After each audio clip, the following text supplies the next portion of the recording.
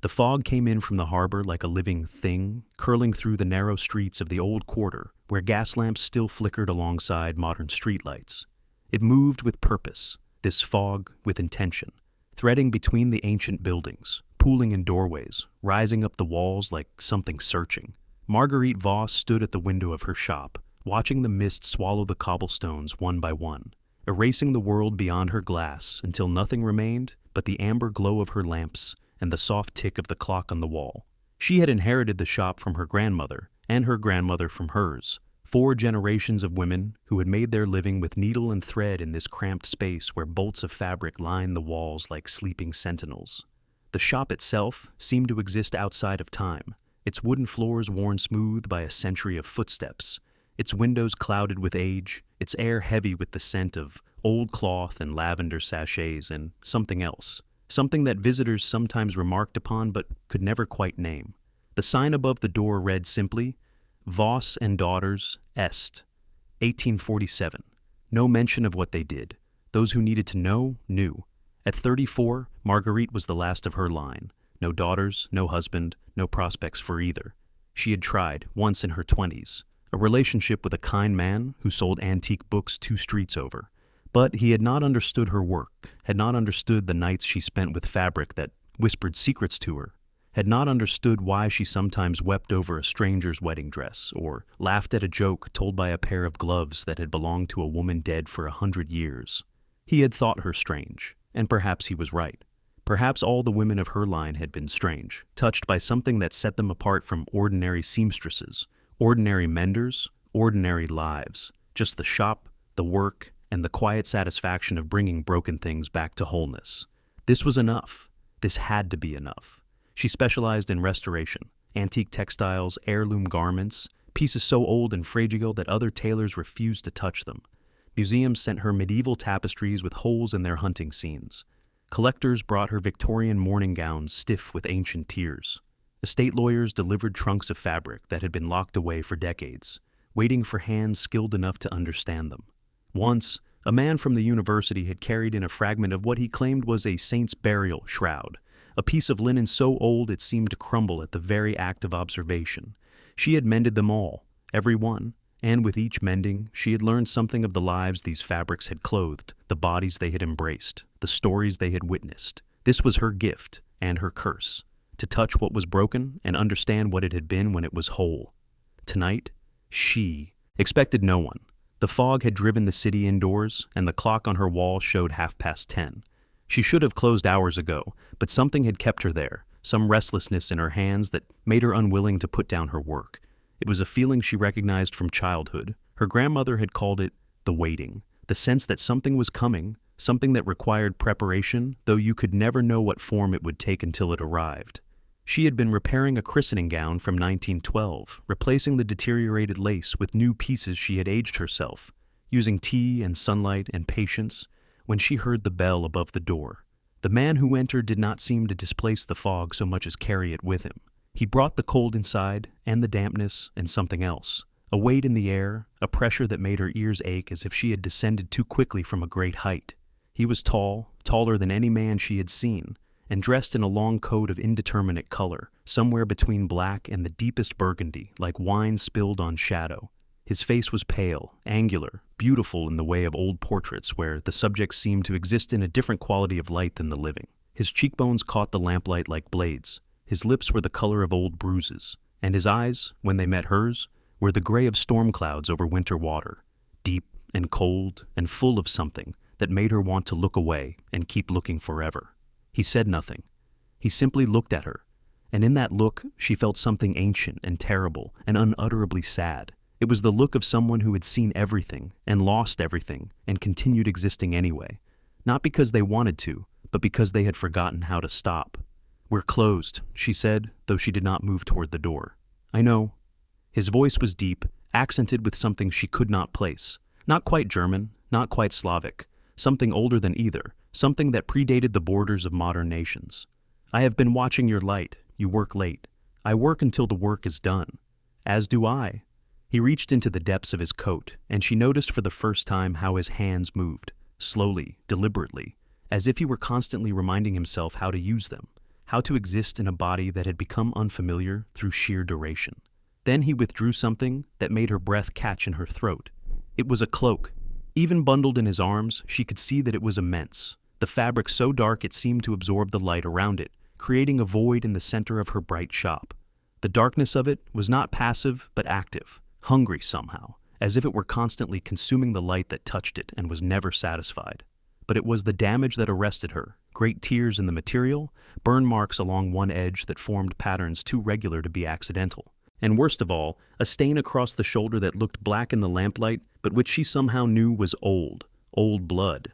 Blood that had been there for centuries. Blood that would never wash out because it had become part of the fabric itself.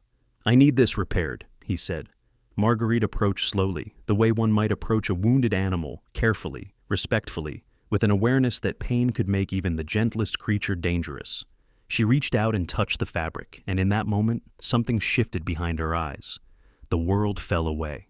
She saw a castle on a mountain, black against a sky of fire.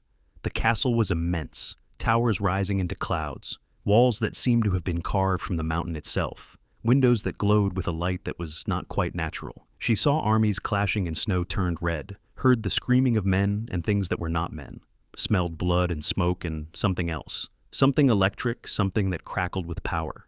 She saw a woman with hair like moonlight falling from a tower, her mouth open in a scream that had no end, her hands reaching for someone who was not there. She saw a king on a throne of bones, and his face was the face of the man before her, but younger, crueler, alive in a way he was not alive now. His eyes bright with purpose, his mouth set with determination, his whole being radiating a power that made the air around him shimmer. She saw blood, so much blood, an ocean of it, centuries of it, spreading across battlefields and bedchambers and the cold stone floors of ancient halls. She pulled her hand back as if burned. "What is this?" she whispered. The man's expression did not change, but something in his eyes deepened. A recognition, perhaps, or a grief so old it had become indistinguishable from his fundamental nature. "You saw?" "I saw—" She could not finish. The images were already fading, but the weight of them remained, pressing against her chest like grief, like knowledge too heavy for a single lifetime to carry. "My name is Vasile," he said, and the name sounded strange in his mouth, as if it were a garment that did not quite fit, a label he had adopted because he needed something to be called. "I was born in a country that no longer exists, in a castle that is now ruins, to a family whose name has been forgotten by all but the dead. I have worn this cloak for 600 years. It has survived everything I have survived, wars and plagues and the rise and fall of empires, the death of gods and the birth of new ones, the slow erasure of everything I once knew." He looked down at the ruined fabric with an expression she recognized. She had seen it in the faces of those who brought her their grandmother's wedding dresses, their mother's christening gowns, the look of someone holding the last piece of something irreplaceable, something that connected them to a past that would otherwise be lost forever. "Now I fear it is dying," he finished. "And when it dies, I fear I will die with it. Not my body. That has forgotten how to die. But what remains of who I was? What remains of my soul, if such a thing still exists within me?" Marguerite took a breath. She had learned, in her years of this work, that some things were better not questioned. The woman who brought in the dress covered in soil that smelled of the grave. The child who delivered a bundle of fabric wrapped in chains, speaking words in a language no living person should know. The old man who wept over a military uniform stained with something that was not quite blood, confessing sins from a war that had ended before her grandmother was born. Her grandmother had taught her the first rule of their trade: we mend. We do not ask. But this was different. This was something ancient and powerful and dangerous, something that had walked out of legend into her shop on a foggy night. This was a creature that should not exist, carrying a garment that should not be possible, asking for a miracle she was not sure she could provide. "Let me see it properly," she said, because what else could she say? What else could any woman of her line say, faced with something broken that needed mending? She led him to her workroom in the back, where a long table stood beneath bright lights that she used for detailed examination. The room was small but perfectly organized. Threads arranged by color in ancient wooden cases, needles of every size and material laid out in velvet-lined drawers, tools that her great-grandmother had used alongside tools that had not existed a decade ago. On one wall hung photographs of her predecessors, the women of her line, each one standing before this same table with the same calm competence in their eyes. They seemed to watch as Vasile laid the cloak out, with the careful reverence of a father placing a sleeping child in its crib.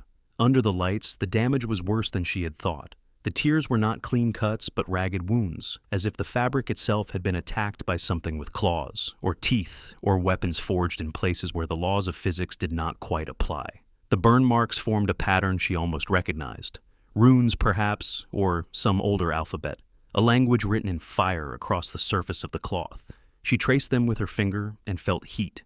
Actual heat, rising from marks that had been made centuries ago. And the blood, yes, it was blood, she was certain now, had soaked so deeply into the fibers that it had become part of the weave. Not a stain, but an integration. Not damage, but transformation. But the fabric itself was like nothing she had ever seen. It was not wool, not silk, not any material she could name. It seemed to shift under her fingers, warm one moment and cold the next, rough here and impossibly smooth there. When she lifted it toward the light, she saw that it was woven with threads of pure darkness, actual darkness given form and weight, not black, thread, darkness itself, captured and spun and woven into cloth. She understood then why it had seemed to absorb the light in her shop. It was darkness made tangible, night given texture, shadow you could wrap around your shoulders. "What is this made of?" she asked. "The last breath of a dying star," he said, his voice soft with memory. "The tears of a god who wept for his children. The shadow of the first night that ever fell upon the world." He paused, and something flickered in his ancient eyes. Frustration, perhaps, or grief. "Or so I was told. I no longer remember. I no longer remember many things. The centuries have taken them from me, one by one, like thieves stealing coins from a purse while you sleep. Each morning, I wake with less than I had the night before." She looked up at him. In the bright light of her workroom, he seemed somehow less substantial, as if he were a photograph left too long in the sun, the colors fading, the edges softening into indistinction. "You said when it dies, you die. What did you mean?" Vasile was silent for a long moment, and in that silence she heard the weight of centuries, the pressure of time that no human mind was meant to bear. When he spoke, his voice was distant, as if he were speaking not to her but to himself, or to someone who had been dead for ages beyond counting. "There was a war. There is always a war, when you live as long as I have. Wars upon wars, conflicts layered over conflicts like sediment in ancient rock. But this war was different. This war was the last. This war was the one that broke us." He stopped, and she saw him searching for words, reaching into darkness that had swallowed most of what he had once been. "I was—" Another pause, longer this time. "I was something once, something with a name and a purpose. A king, I think, or a monster. Perhaps both. Perhaps they were never truly different. The cloak was bound to me by a woman who loved me, or who hated me. I cannot remember which. Perhaps both. Perhaps they were never truly different either." "She wove protection into every thread," he continued, and his voice softened with something that might have been tenderness, if tenderness could survive 600 years of forgetting. "She wove memory into the seams. My memories. The memories of my people. The memories of everyone who had ever loved or feared or served me. As long as the cloak remained whole, I would remain whole. My mind would not crumble. My soul would not dissolve into the darkness that birthed me. But it has been torn so many times now, burned by enemies who knew what it meant, stained with the blood of those I—" He stopped again, and this time he did not continue. But Marguerite did not need him to continue. She understood. The blood that would not wash out was not the blood of enemies. It was the blood of someone he had loved so much that losing them had begun the slow destruction of everything he was. Marguerite looked down at the ruined fabric. She understood suddenly what she was being asked to do. This was not simply mending cloth. This was mending a life, a history, a soul stretched across 6 centuries of darkness. "If I repair this," she said slowly, "what happens to the memories, the ones woven into the seams? If you have the skill, they might return to me, or they might pass to you, the woman who touched me and saw what you saw, or they might be lost forever, like so much else." His gray eyes held hers. "I will not deceive you. I do not know what I am asking of you. I only know that I am very tired, and I would like to remember who I was before I became what I am." She should have refused. She should have sent him away, this creature of darkness and forgotten wars, with his impossible cloak and his terrible grief. She had built a careful life, a quiet life, one stitch at a time. She had no room in it for the weight of centuries. But she looked at the cloak, and she saw her grandmother's hands holding a damaged quilt. She heard her grandmother's voice. "We mend. We do not ask." And she heard something else, too. A whisper from the fabric itself, thin and desperate, begging to be made whole. "Come back in 3 days," she said. "I will do what I can." She worked through the night and into the morning, then slept for 3 hours and worked through the next night as well. She had never attempted anything like this. The fabric resisted her needles, breaking them one after another. First her modern steel needles, then the antique ones her mother had used, then the older ones still, until finally she found one made of bone, a relic from her grandmother's collection that she had never understood until now. It was yellowed with age, smooth as silk, and when she touched it, she felt a pulse of recognition, as if the needle had been waiting all these years to find its purpose. The thread she used was silk so fine it was nearly invisible, dyed black with ink made from the soot of church candles burned during midnight masses. She did not know why she knew these things would work. She only knew. Some knowledge came from the cloak itself, passing through her fingers as she worked. Some came from deeper within her, from the gift that all the women of her line had carried, the ability to understand broken things at a level beyond reason. And as she worked, she saw. The visions came in fragments, like pieces of a shattered mirror slowly reassembling. She saw the castle again, but this time she was inside it, walking corridors hung with tapestries that showed battles against creatures of fire and shadow. The tapestries moved as she watched, the figures within them eternally fighting, eternally dying, eternally being reborn to fight again. She saw the woman with moonlight hair, and now she had a name, Ilona, and a face marked with devotion so fierce it was almost rage. Beautiful, terrible. Looking at Vasile with eyes that held nothing but him, as if the rest of the world had ceased to exist. The moment she met him, she saw Ilona at a loom, weaving darkness itself into cloth, singing in a language that predated words. The song had no melody, not exactly. It was older than melody, older than music itself, a sound that came from the space between heartbeats, from the silence at the center of storms. As she wove, threads of starlight tangled with threads of shadow, and somewhere in the distance a god wept, and his tears fell like rain, and where they touched the fabric, they became part of the weave. She saw Vasile as he had been, young, or what passed for young among his kind. Not truly young, of course. He had already been ancient when Ilona wove the cloak, but vital, burning with purpose, his every movement speaking of power barely contained. She saw him wearing the newly finished cloak for the first time, how it had settled onto his shoulders like a living thing finding its home, how he had closed his eyes and breathed deep and known that he was finally, truly protected. She saw him kneeling before his people as they crowned him, not with gold, but with thorns dipped in blood, because his people understood that power required sacrifice, that a king who would not bleed for his kingdom was no king at all. She saw the war. It came like a storm of images, each one brief and terrible, burned into her mind like brands on skin.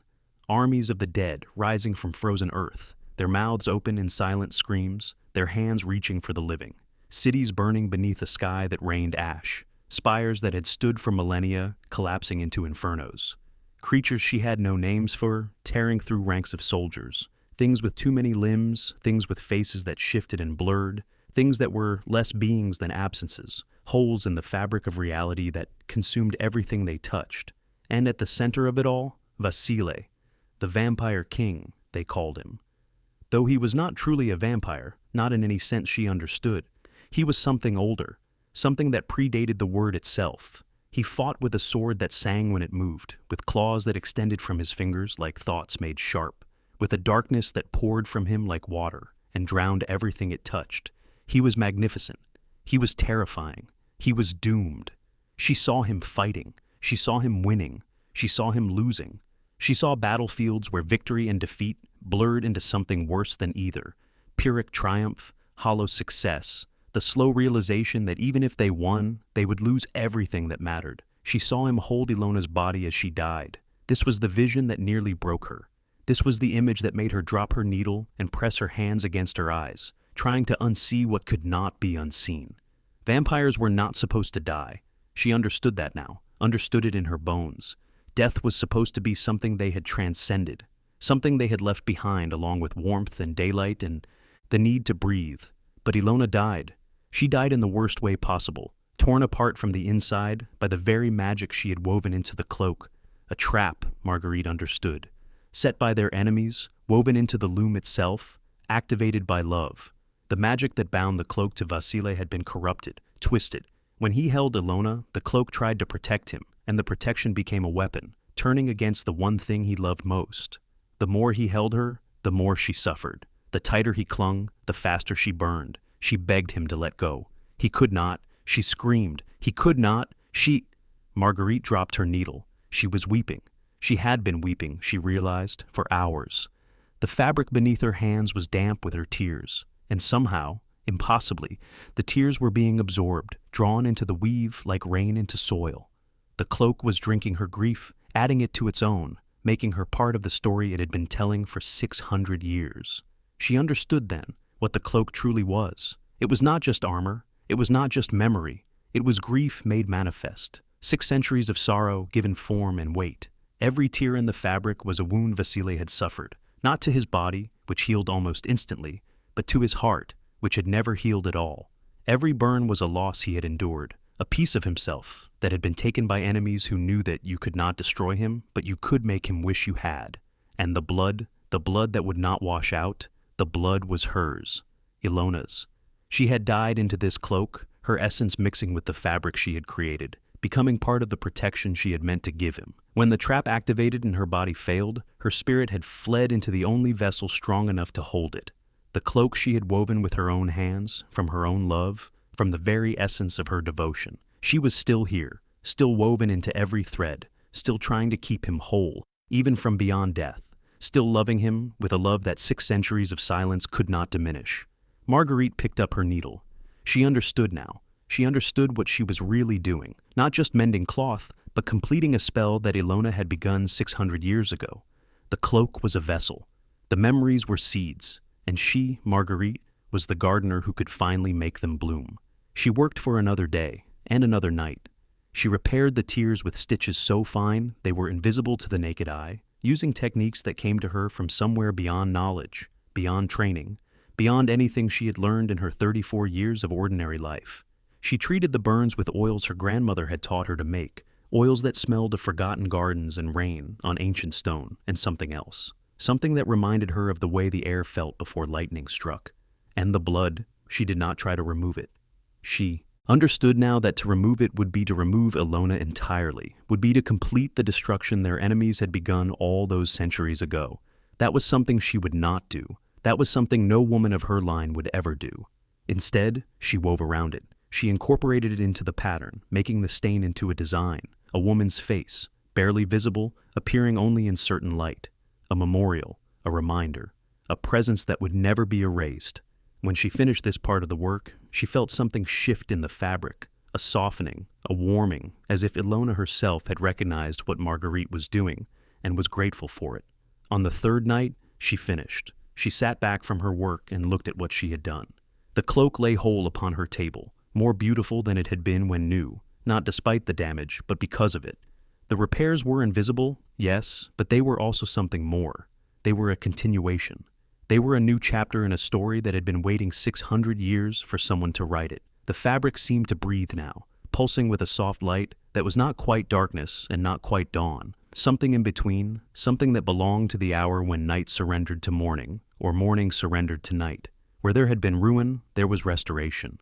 Where there had been loss, there was, not replacement, never replacement, but something else. Acknowledgement, integration, healing.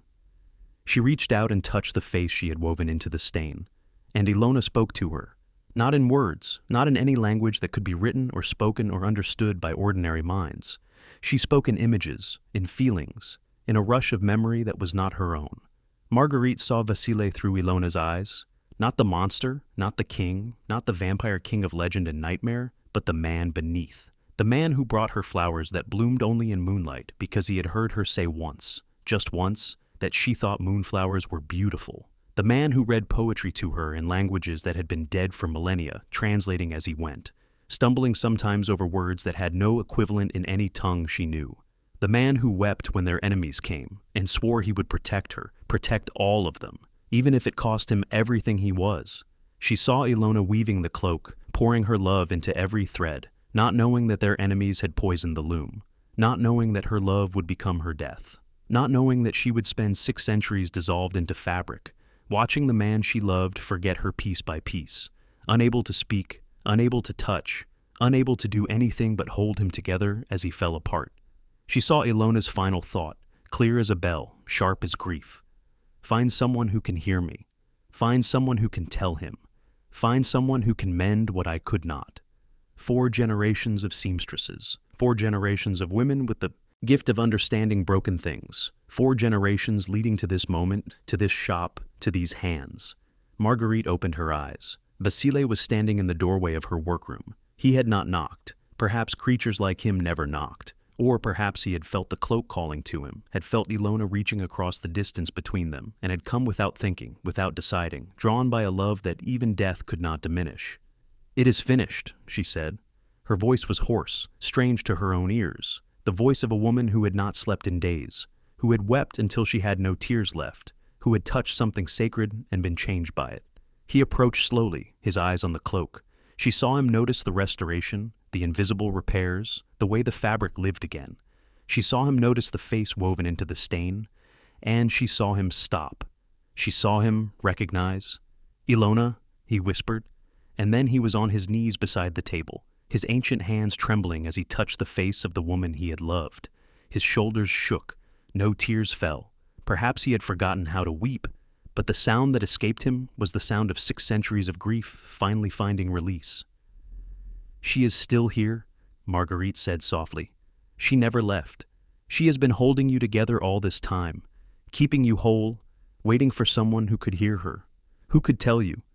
Vasile looked up at her. His face was transformed, still pale, still angular, still beautiful in that ancient way, but alive now in a way it had not been before.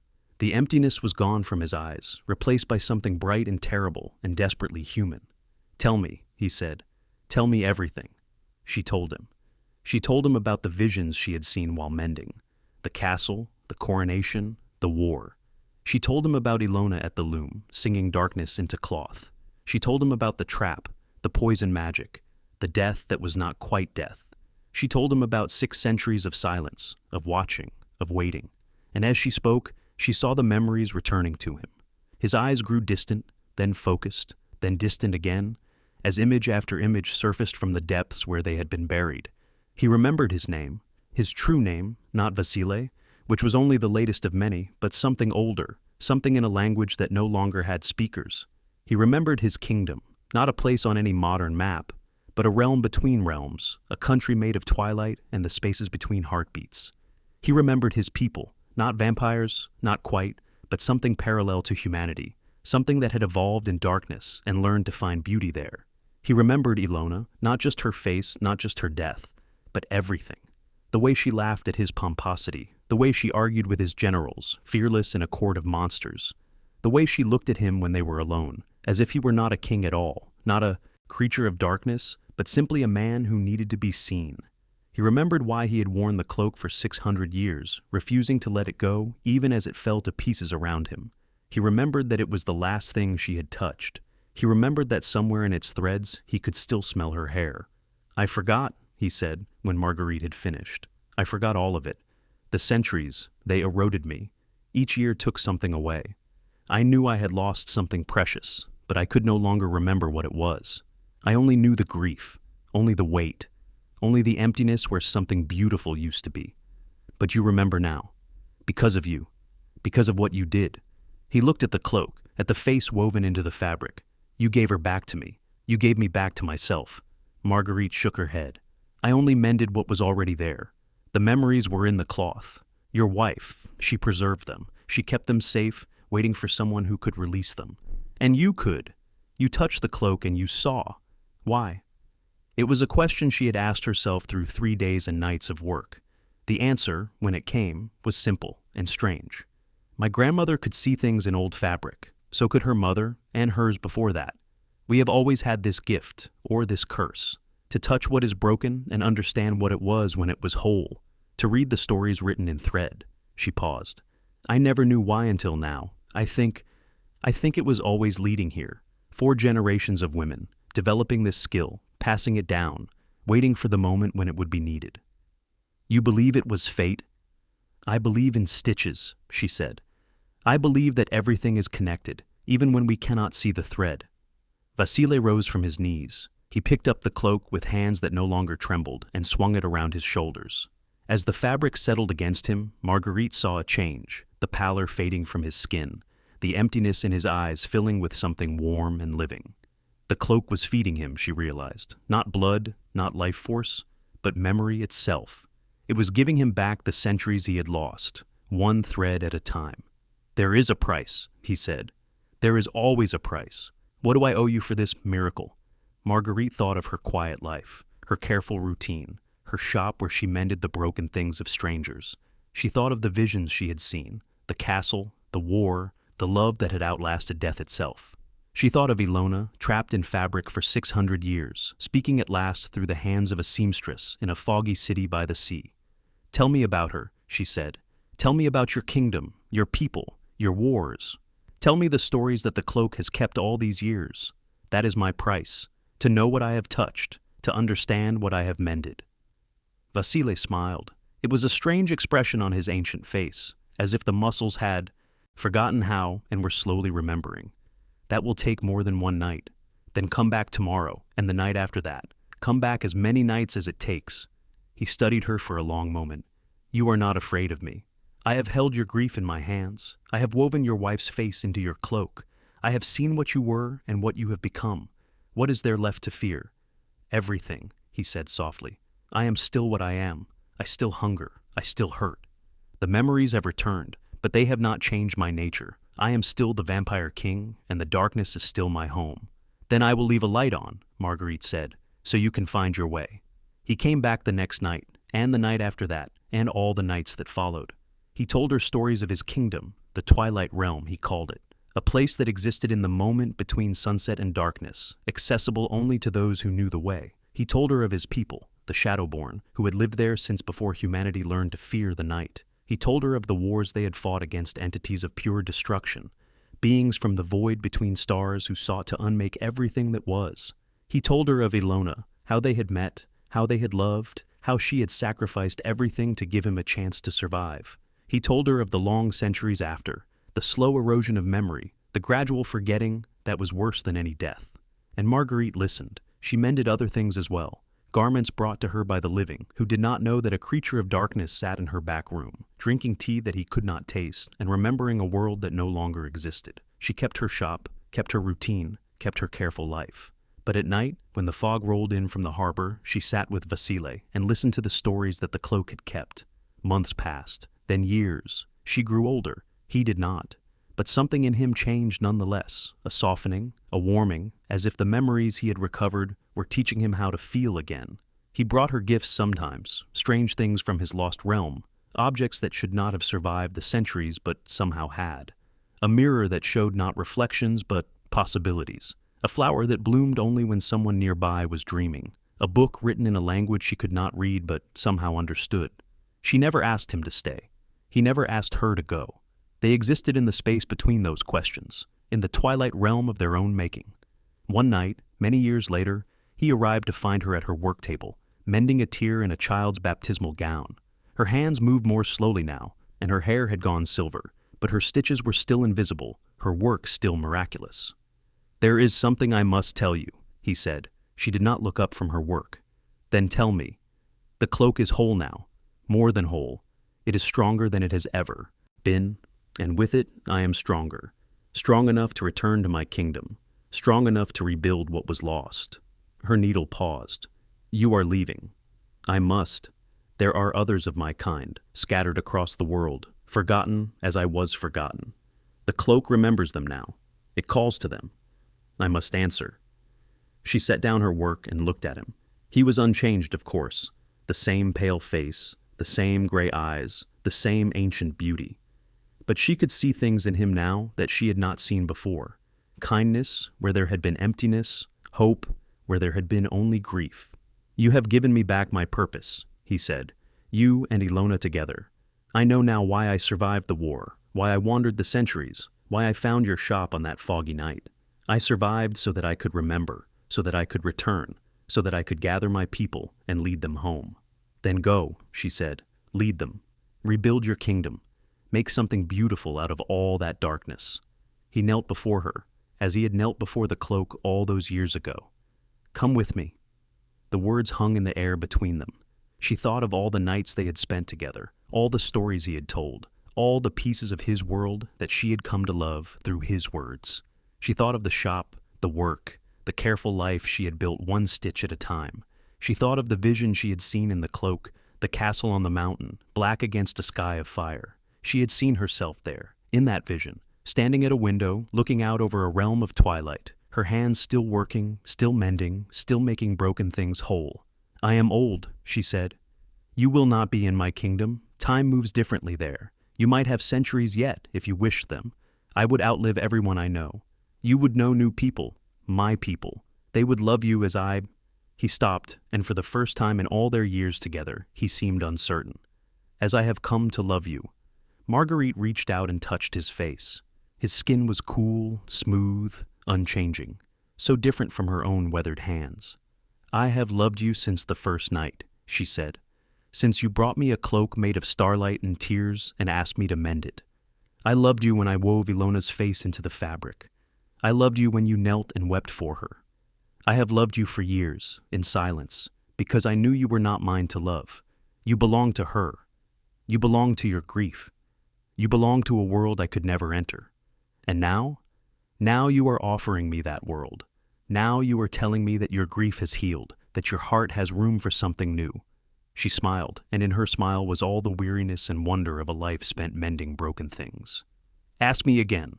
Come with me, he said, not as a mender of my cloak, but as queen of my realm, not as a keeper of memories, but as a maker of new ones. Come with me, and let me spend whatever centuries we have, showing you the beauty that exists in darkness. She took his hand. The shop stood empty for a long time after that night. The fog rolled in and out.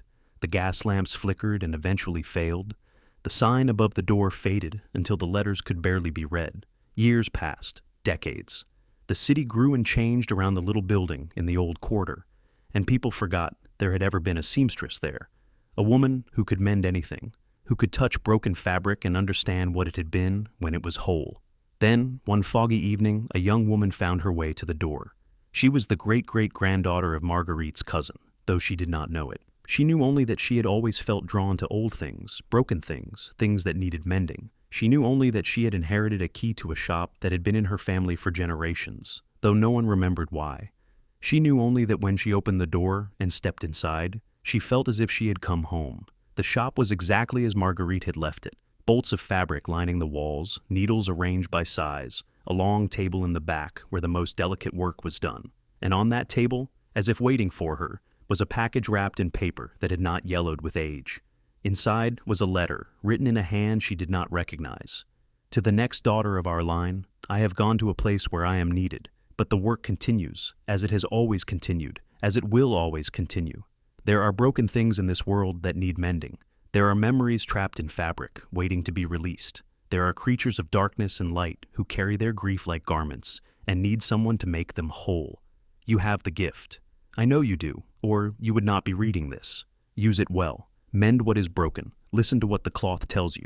And if, someday, a stranger comes to your door with something impossible and asks for a miracle, say yes. Your grandmother, in spirit if not in blood, Marguerite. The young woman put down the letter. She looked around the shop, at the fabric and the needles and the work waiting to be done.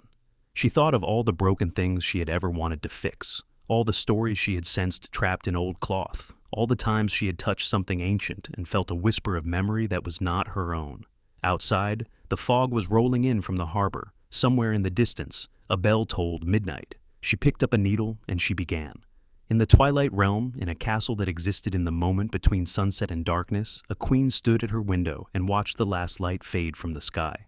She was old by human reckoning, but here, in this place where time moved differently, she was still strong, still vital, still able to do the work she loved. Behind her, in a great hall hung with tapestries that told the stories of ages, her husband was holding court with the Voss, Shadowborn, who had finally found their way home. She did not join them.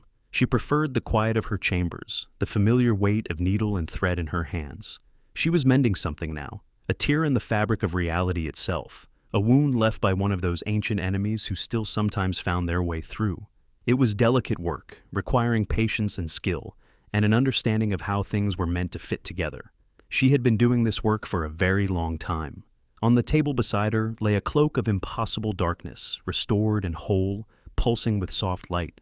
Sometimes, when she touched it, she still saw visions. Ilona at her loom, Vasile on his throne, all the memories that had been preserved in thread. Sometimes she saw other things, too. Her shop in the foggy city, the letter she had left, the young woman who had found it. The line continued, the gift passed down, the work went on. This was her legacy. Not the kingdom she had helped rebuild, not the people she had come to love, not even the centuries she had been given with the man who had once been the vampire king. Her legacy was the mending itself, the knowledge that broken things could be made whole, the understanding that memories, like cloth, could be preserved and passed down and kept safe until someone needed them. She picked up her needle and continued her work. The fog rolled in, as it always did, and the light faded, as it always did. And in the space between sunset and darkness, a queen sat mending the wounds of a world, one stitch at a time.